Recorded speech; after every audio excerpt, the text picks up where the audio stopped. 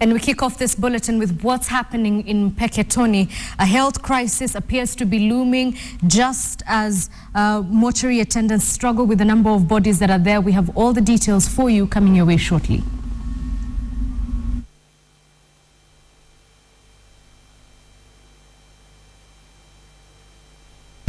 And as mentioned, that's where we begin. Our reporter Ferdinand Omondi is in Mpeketoni.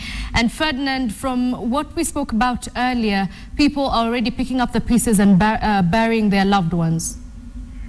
Yes, good afternoon, Edith. I am actually at a funeral some distance here before to Mpeketoni. There's a home where one of the Laruan have established. His name is Mr. Ngugi. He was a Juakali artisan killed on Sunday night. The funeral service is going on as we speak. And also I was at the mortuary where I saw that the attendants are actually processing the bodies outside the mortuary. There isn't enough space in the mortuary, so it's a bit of a crisis because they've had to, lay a tent has been set out on the field, but that is where the bodies have been laid, and that's where the pressing is being done. It makes for very awkward viewing, and especially for passers-by, because the mortuary is not exactly fenced with the thick vegetation. It's just barbed wire. But they're trying to do their best to unbound the bodies. And then the fact that there isn't enough space in the mortuary means that if people not come and claim the bodies, they'll have to put them back in there, and that's again piling the bodies on top of each other. So that's the situation they have to contend with at the moment, bearing in mind that on top of the 48 who died on Sunday night, another 9 died Monday night. All right, Ferdinand, could you please also give us an update of the situation on the ground with regard to the security agents who flew there on Tuesday? We're seeing more and more police officers being deployed to the ground. I've seen the AP's rapid deployment unit, the border patrol unit being intensified. The end squad of the general service unit personnel have also been now assigned to take care of this area. Although here there is a bit of disquiet among some officers of the end squad regarding where it's being posted, but it's something I'm trying to follow up on. The other thing is that the Inspector General himself and the Cabinet Secretary, Julius Olelenku, are here. Mr. Olelenku is here to, again, the top government official is assistance on security meeting. We've been expecting them to address us from about 11, but that hasn't happened yet because the meeting hasn't ended. And hopefully Israel can be able to get some official data for them on whether they have made any arrests, whether they have any leads or anything like that. All right. The other situation is that there were people who spent the night, if you watched my story last night, basically in a bushy area where they had to make clearings and so on. We are also about to go there to find out how they spend the night and how the situation is like for them, whether they have sufficient supplies. All right, and Ferdinand, you've just preempted my next question as to the status of the people there. There were reports of exodus from people who are living in Mpeketoni. Is this still happening? Well, the Cabinet Secretary himself told them they were not safe where they were, so they had to move to the centralized place. It is very possible that there could be more people moving away because nobody is feeling pretty safe, especially in the distant areas, because around Mpeketoni there may be a bit of enforcement, and the police yesterday have promised patrols in most of the areas, but this area is pretty bad. So the argument of the CS was to tell those people who are far away in the forests where they have built, or the vast tracts of land, to come to a more collected place where that security can be provided, and he promised to have other amenities now presented to them. That is what you're here to find out exactly how they're doing, how are their children, do they have the sanitation necessary for them, they have medical facilities available, and how far have they gone with that. In Mpeketoni itself, it has been difficult. All right, we seem to have lost Ferdinand Omondi. We are having problems with the network in that area. But just in case you missed the first part of that conversation, he did say that security officials led by the CS for Interior, Olelenku, were expected to make an official statement. It was meant to happen at 11, no word yet on when exactly they should appear in front of the cameras to give possibly any leads on any arrests of the people who are behind this act. and of course a crisis looming in Mpeketoni over the mortuary. But the story continues here in Nairobi with the Deputy President William Ruto, and Boni Tunya has those details. That's right, and as the country continues to have conversations about terrorism, yesterday we had the president come out and absolve the Al-Shabaab from blame and putting the blame squarely on local political networks. While earlier on today, the Deputy President William Ruto had a press briefing, and my colleague Wilson Buru attended, and Wilson now joins us by way of phone. Wilson, what was the content of this address today? Pardon? What was the content of Ruto's address today? Well, Ruto was not exactly calling a press conference to tell us about Mpeketoni or the security status of the country.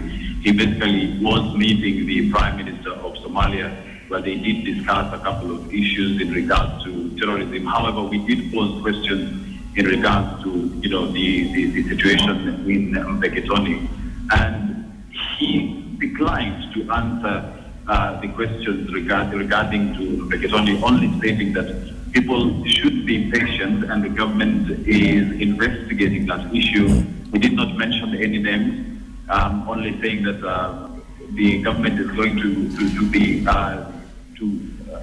prosecuting all those who are involved. He did say, however, that they have evidence of people who are involved in the breakdown in the sharing of intelligence, which, as you know, was shared with the government 3 days prior to the attack.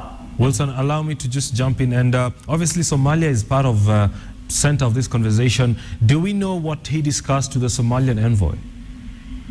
Well, there were agreements in regards to fighting of terrorism and security in both countries. That was exactly what they have been discussing for the last 3 days. All right, many thanks. Wilson Buru coming to us from the city center, having covered that particular press address by the Deputy President, who was having conversations with the Somalian envoy here in this country. Elsewhere, following the Mpeketoni attack, governors under the Umbrella Council are calling on the central government to move with speed and gazette the county policing authority regulations that will empower the governors to have extra security mandate in their counties. Led by their chairman, Isaac Ruto, the governors also want the president and the Jubilee leadership to soften their stance on the national dialogue and invite different groups to deliberate on issues affecting the country.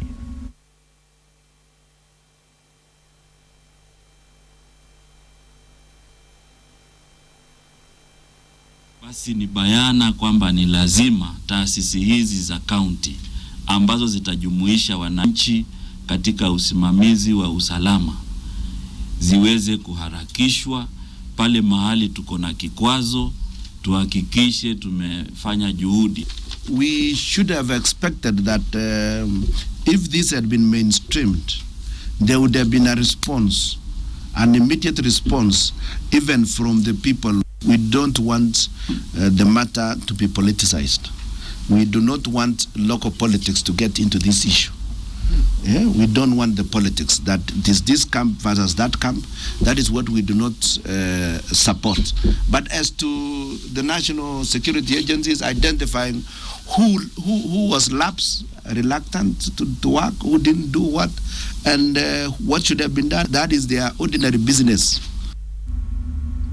And we pick up from where Isaac Ruto has left, and it is with this reason that Nyanza MPs have reacted with dismay to President Uhuru Kenyatta's claim that opposition rhetoric is to blame for the Mpeketoni attack, in which more than 60 people lost their lives. Now, they have asked the president to they have asked the president to place the blame on his security chiefs and have threatened to impeach Internal Security Minister Joseph Olelenku, who they accuse of incompetence. They're calling for the immediate resignation of Olelenku, and members of the National Assembly have also condemned the Mpeketoni attacks that have left more than 60 people dead in Lamu County.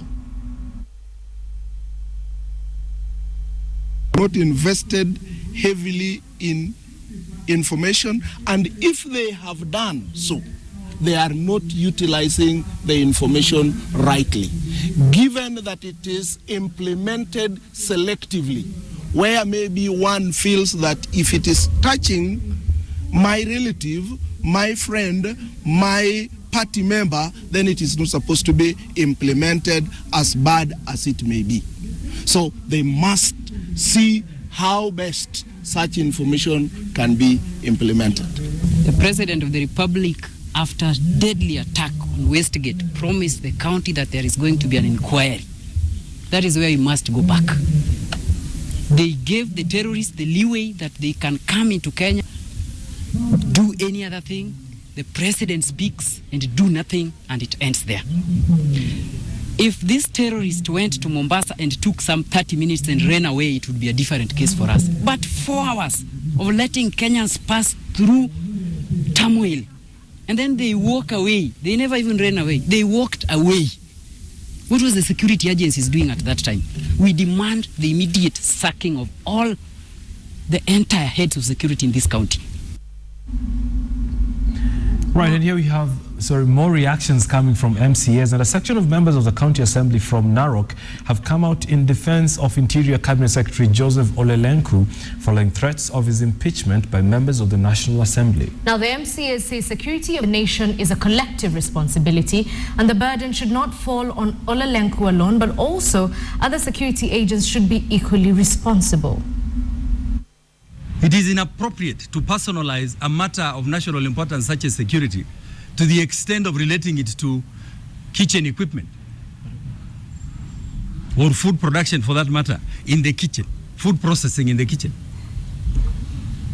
You cannot equate what happened to Mpeketoni. It's like you are laughing to the people who suffered in Mpeketoni. And the first people to call Ole Lenku a cook are the very people seeking the support of the Maasai people. There is no crime in being a cook.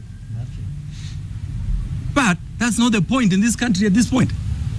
The point in this country at this point is that we have an insecurity problem. Security come to many stakeholders, or it's a concern of a responsibility being collected even by Parliament itself. We have the Parliamentary Security Committee, we have the IG, we have the police themselves, and Ole Lenku cannot be attributed to be failing to take security of Kenya at any cost. That is a message from the entire Maa community. Same case applied to Jubilee, that aware that there are some MPs pushing the agenda that Narok County is also a Jubilee zone, that the Maa community is ready to withdraw itself. We are ready to sacrifice because of Ole Lenku. So we are actually saying that the stand remains. Ole Lenku is able to maintain security of the Kenya. All right, so the debate rages on whether Ole Lenku should go. People in support, let us know what you think. The handle is at KTN Newsdesk. We'll be glad to share your thoughts on this. Members of the National Assembly have condemned the Mpeketoni attacks that have left more than 60 people dead in Lamu County. The members drawn from the ruling and opposition coalitions are also opposed to the rallies organized by CORD and counter-rallies by Jubilee, saying they can also be avenues to polarize the country. We want to associate ourselves with all Kenyans of goodwill who have condemned this atrocious and unacceptable attack on innocent people. We offer our prayers and love at this moment, which is very difficult.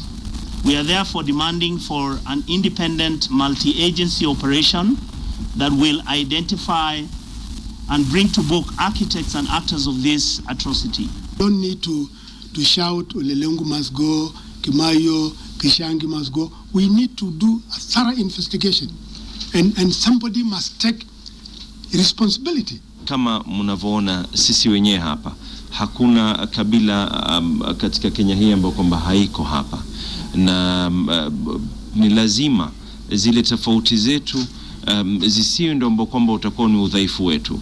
Ni lazima kama wa Kenya tofauti zetu ziwe ndio ambao kwamba itakuwa ni nguzo ya umoja.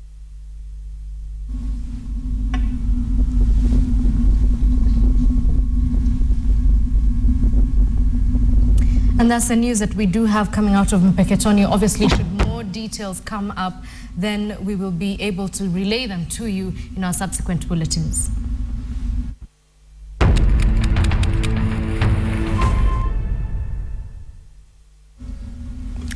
Also in more news, a mob in Kisumu killed 2 suspected thugs early this morning, while 3 others escaped after a security guard foiled their attempt to rob a house in Mamboleo Estate in the outskirts of the city.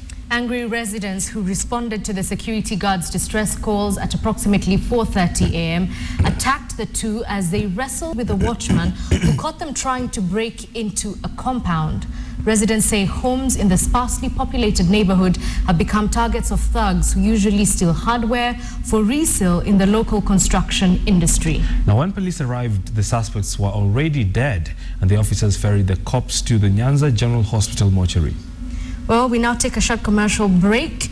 Bonnie Tunya needs to take a glass of water. Yes, I need to clear my throat, but on the other side of the break, I'll be talking to Duncan Otieno. Now, he's the man behind MobiCash and why he thinks this product will have a splash in the mobile money business. We also look at what's happening in Brazil. I'm talking about the World Cup, all the updates. If you've missed them, coming your way shortly.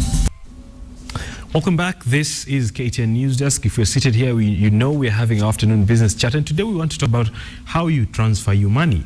Now, we've had for about 7 years now mobile money transfer services across different service providers, be it Airtel and Safaricom.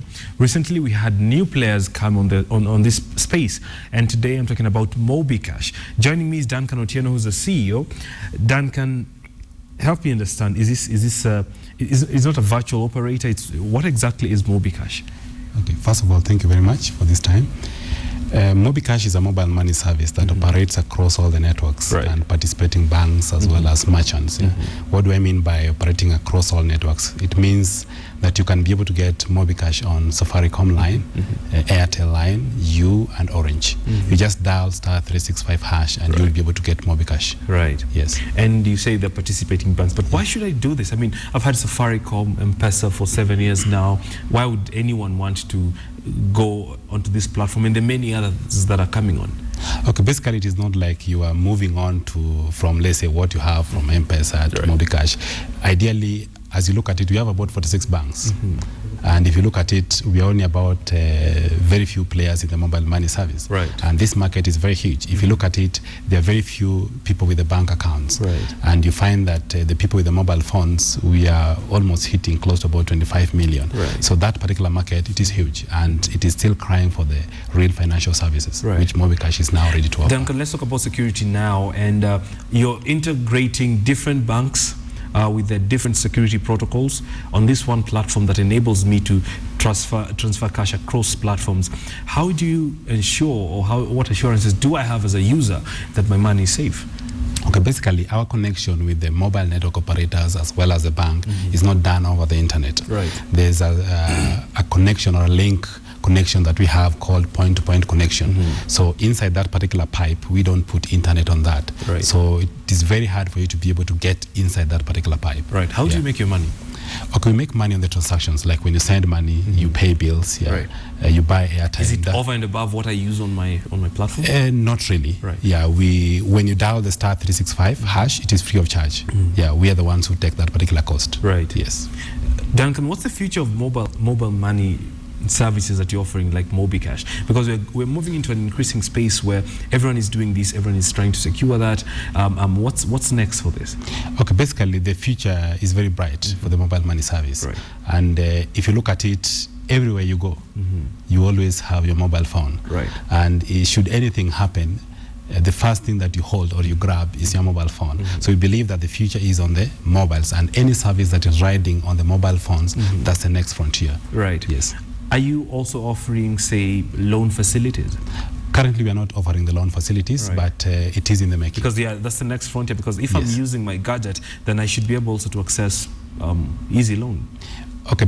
Basically, from our partner institution, the financial institutions, they will be able to offer loans on our platform, because we'll be able to give them that particular platform so that they offer the loans to their customers that are also with the MobiCash. MobiCash also will be able to come up with a similar product. What's in it for the user? Obviously, for you it makes a lot of sense, and there's that money coming in. What's in it for the user? There's convenience, and you can be able to choose. Right. Because we don't force you that you must have this line for you to be able to get MobiCash. Correct. And with MobiCash, it means that if I link with a bank, I don't need to check which bank am I with? Like, for example, if I want to withdraw the money and I'm with one of the banks, take for example Post Bank, I can walk into a MobiCash agent outlet, withdraw money directly from my bank account, and the agent will just get a regardless message. of the bank, regardless, provided it's an agent working with you. Yes, and that particular agent will just get an instruction, pay Duncan 10,000, but they don't know where the money has come from. And that's now the next level that we are taking now, the agency banking for the banks as well. Duncan, very quickly, we are also operating in a wider East African region where a lot of trade is across borders. How effective are these platforms when you're dealing with cross-border trade? Currently, we have not started the cross-border trade. We are currently building our foundation at home. And once that is done, then we'll now be able to go into the cross-border. Okay. Yes. So Airtel Money, Safaricom needs to be afraid? Not really. There is enough space for everybody. And when we're just launching a product just recently called Lipa Sasa na MobiCash, we did say that we are not competing with anybody. We are just complementing, and we are on a different route. We are actually on the super mobile money highway, and we're just on the overtaking lane. It is a super highway. Yes, it is just a super highway. And the cake is big for everyone. Very, very big. Great. I've been speaking to Duncan Otieno. We'll leave our conversation there. Was the CEO of MobiCash and just trying to make your life easier in regard to how you transfer your money across borders. He says it's secure. You need to go and try out. Edith? Well, this is where we wind up this edition of KTN Newsdesk. Remember the website? www.standardmedia.co.ke. By the way, this is the #1 local website. You can check it. It's a fact. We also give you a did you know fact. Did you know? You know how when you're just, I don't know what to call it, looking into the distance and not really focusing on anything? Pondering. Yes. And your tongue has a resting position, right? Okay. Well, apparently your resting tongue position differs based on what your first language is. And English speakers allegedly tend to keep their tongues towards the top of their mouths. What about Luokin? I have no idea. You'd have to tell me. All right, we'll try that during the break. My name is Boditunya. This has been KTN Newsdesk. My name is Edith Kimani. Good afternoon.